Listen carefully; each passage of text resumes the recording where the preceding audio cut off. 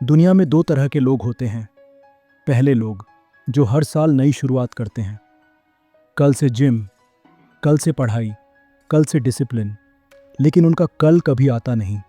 दूसरे लोग जो क्वाइटली अपनी ज़िंदगी बदल लेते हैं, वे दिखावा नहीं करते, वे मोटिवेशन के बारे में ज़्यादा बात नहीं करते, लेकिन उनकी आदतें मजबूत होती हैं और धीरे धीरे उनकी ज़िंदगी बदल जाती है।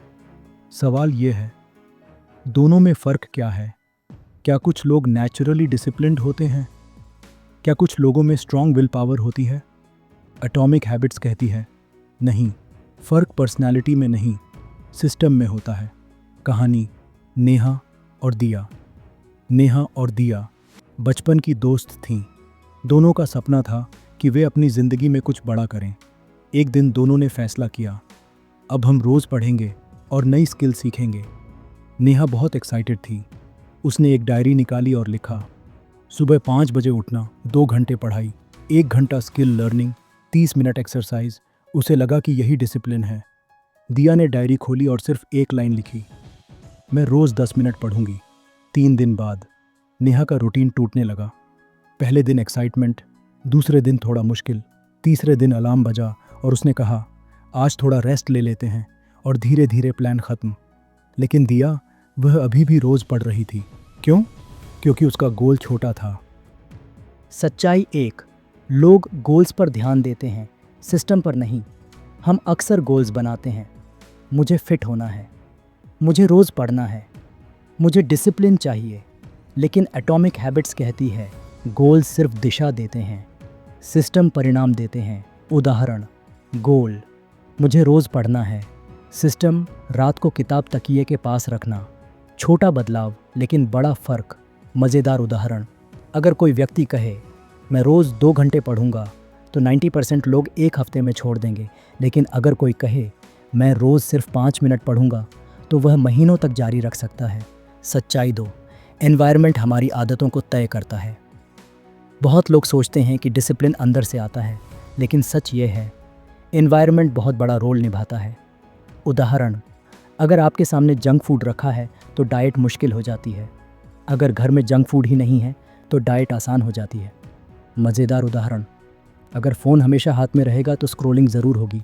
यह वैसा ही है जैसे कोई कहे मैं मिठाई नहीं खाऊंगा और सामने रसगुल्ले रख दे। सच्चाई 3, बोर्डम असली दुश्मन है। लोग सोचते हैं कि आदत मोटिवेशन से बनती है, लेकिन असली परीक्षा बोर्डम में होती है।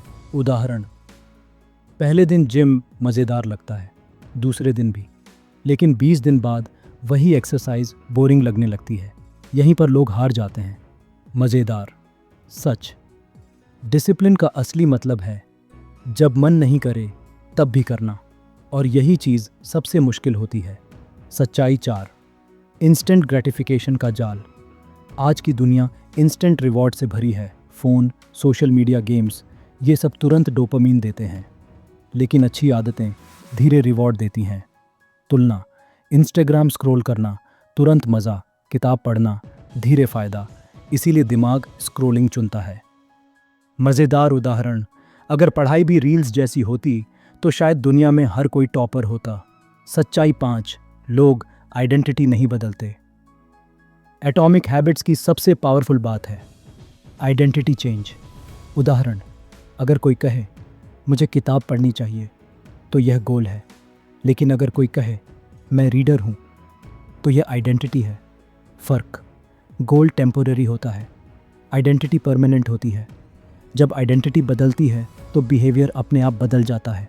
कहानी का मोड़, 6 महीने बाद नेहा फिर नई शुरुआत करने की सोच रही थी, लेकिन दिया, अब पढ़ना उसकी आदत बन चुका था। वह रोज़ पढ़ती थी, उसे मोटिवेशन की ज़रूरत नहीं थी, क्योंकि वह खुद को रीडर मानने लगी थी। एटॉमिक हैबिट्स का असली फार्मूला, अगर आप सच में आदत बनाना चाहते हैं तो ये 4 चीज़ें याद रखें। आदत को छोटा बनाओ, एनवायरनमेंट सही करो, बॉर्डम से मत भागो, आइडेंटिटी बदलो। अंतिम संदेश, ज़िंदगी अचानक नहीं बदलती, लेकिन आदतें धीरे धीरे सब बदल देती हैं। आप जो रोज़ करते हैं वही आप बन जाते हैं।